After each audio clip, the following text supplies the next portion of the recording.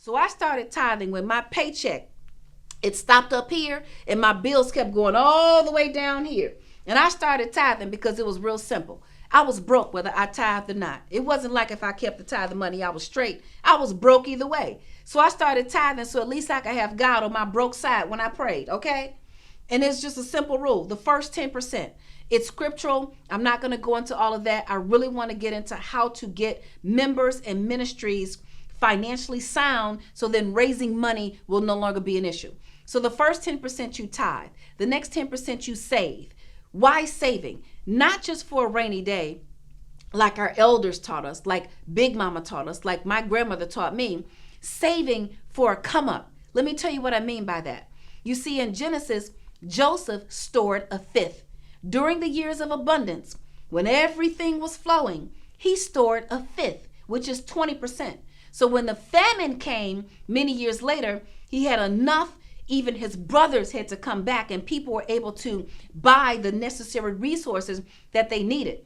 And so the come up that we can get in this century, in the 21st century, what happens when the stock market crashes? One of my sorority sisters went and bought like 100,000 shares of stock at like pennies on the dollar. And then when that stock went back up, she cashed it in. She had a come up. And so now the wealth of the wicked is transferred to the righteous. So you've got to have money available on the side, not only for retirement, not only for a rainy day, but so that we can be in a position for a come up when the famine comes and when we get an opportunity to take something that's very small, 3 fish and 5 loaves of bread, and turn it into something really big. And yes, money is included in that. So the first 10% you tithe, the next 10% you save, the next 30% is cash in your pocket. Let me tell you why it has to be cash.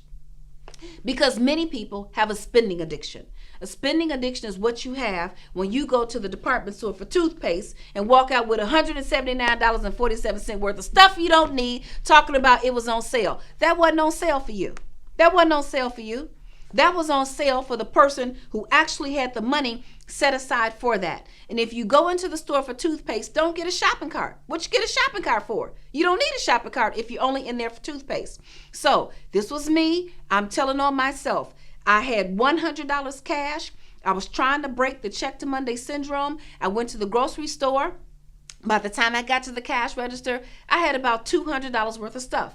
What would I have done if I had a credit card, a debit card, or a check?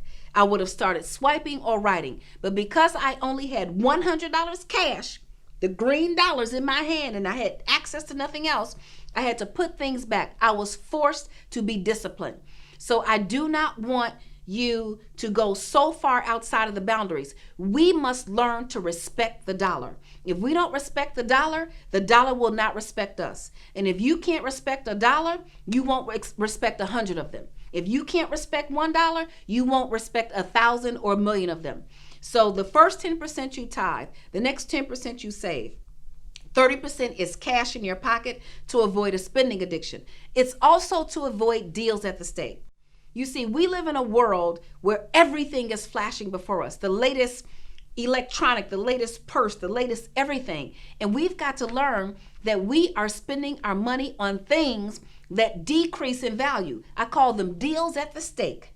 See, these are things that would be burned at the stake. And even when you burn them at the stake, they're not even worth the ashes you can pick up and gather up. For example, $5,000 rims on $500 cars. That's crazy, right? Let me tell you something. There has not been a purse company that has ever gone out of business. Not one of any of them. You know the famous purse companies. I'm not going to name them here. So I tell the sisters, live by the universal purse test, which says this. If the purse costs more than the amount of money you can keep in it on a regular basis, leave it on a rack. If you go to the rack and you see a purse for $300, say, self, do you usually have $300? No. Purse, that purse is $20. Self, that's usually how much you got. That's the purse that you get off the rollback rack. We've got to stop trying to impress people with material things. So again, the first 10% you tithe, the next 10% you save, the next 30% is cash in your pocket, and the remaining 50% stays in your checking account for your bills. Now, any person who's listening to this is going to say, I'm doing my numbers. I have $1,000. I'm going to take $100 in tithe. I'm going to take $100 and save. I've got $300 for all my incidentals, groceries, gas, hair, nails, whatever it is that you want to do, lunch, all has to come out of that. And the remaining 50% for your bills, most people are saying, I either don't have enough money or I have more than enough money. If you don't have enough money, that means you have to get rid of some stuff. You see, Johnny Cochran said, if it doesn't fit, you must quit. I say, if it doesn't fit, get rid of it in your budget. If it don't fit, it has to go. Let me tell you what I got rid of. Everything. I've been through foreclosure, bankruptcy. I've given up houses, cars, my Lexus, the beautiful pearl Lexus, honey child. I got rid of it. Because if it doesn't fit, get rid of it. I will not be bound by bricks. I will not be bound by material things. You must live in truth with your finances if you want them to be blessed, if you want your ministry to grow, and ultimately if you want your church to have the abundance that it needs to be able to serve the community. The truth is, in our finances, we must live below our means, not above our means. We do that by living by the 10-10-30-50. The first 10% you tithe, the next 10% you save, the next 30% is cash in your pocket, the remaining 50% is in your checking account for your bills. There's a saying, rich people stay rich because they act poor, and poor people stay poor because they act rich. And I added this one, poor people stay poor acting rich in front of other poor people, which is real crazy. We've got to get rid of this whole idea where we have to keep up with the Joneses. We have to keep up with other people. We want to live in the truth. The Bible says in Proverbs 13-17, one man pretends to be rich and has nothing. Another pretends to be poor, yet has great wealth. There's another saying, of what use is money in the hands of a fool if he has no desire to get wisdom? So wisdom is the principal thing, and wisdom is what it's going to take for our people in our ministries, in our churches, to be self-armed, and then the church has. The second piece of the armor that I'm going to talk about is the shield of faith. So why a shield? In Luke 17:6, Jesus says, if you have faith as small as a mustard seed, you can say to this mulberry tree, be uprooted and planted in the sea, and it will obey you. You see, faith is the thing that we need, the shield of faith. The shield of faith. Why are we talking about faith? You see, I want us to move into a faith that's not a belief. I want us to move to faith that is fact.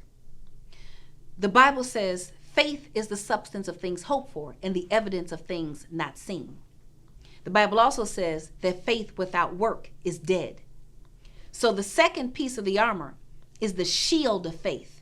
Now let's talk about what a shield does in a battle. A shield protects you against anything that's coming at you that could pierce your heart, that could pierce your body, that could take you out. And Paul says that we are to take up the shield of faith with which you can extinguish the flaming arrows of the evil one, the flaming arrows of the enemy. One version of the Bible says the fiery darts of the enemy. So here's what happens. If you don't have multiple streams of income, guess what? Then they're going to take you out. If you don't have another way to earn money when this way dries up, then guess what? The goal is to take you out. And it's not just with a flood, it's with fiery darts. That means when it's done, there's nothing left. You see, if a flood comes and then it goes away, the furniture may still be there. But if a fire comes, there's nothing left. So the whole goal is for the enemy to wipe you out financially. How many people are stressed out, living with anxiety, desperate, mental illness, all due to finances?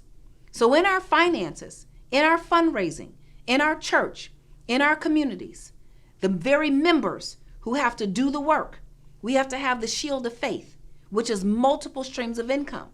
So we need multiple sources of income for the church, but the people who are actually funding it have to have multiple streams of income as well. The virtuous woman of Proverbs gave us a fine example. She had 9 jobs. She's a wife, she's a mother, she's a minister, she's a teacher. She managed her household. She's a seamstress. She's a merchant. She's a real estate agent or broker, because it says with her profit from buying a field, she planted a vineyard. You don't make a profit when you buy unless you are a party to the transaction. So my belief, my take on it is that she was a real estate broker of some sort. So we've got to use the gifts that God has given us as individuals to create multiple streams of income. So if this business goes out of business, you've got another stream. If that business gets dried up with its supply, you've got another stream. What are your gifts? What are the things that God is giving you to do? So when the people of God, when the people in the ministry have multiple streams of income, then we bring that same thing. The church becomes a reflection of the people, and so people have to be trained. Share and subscribe.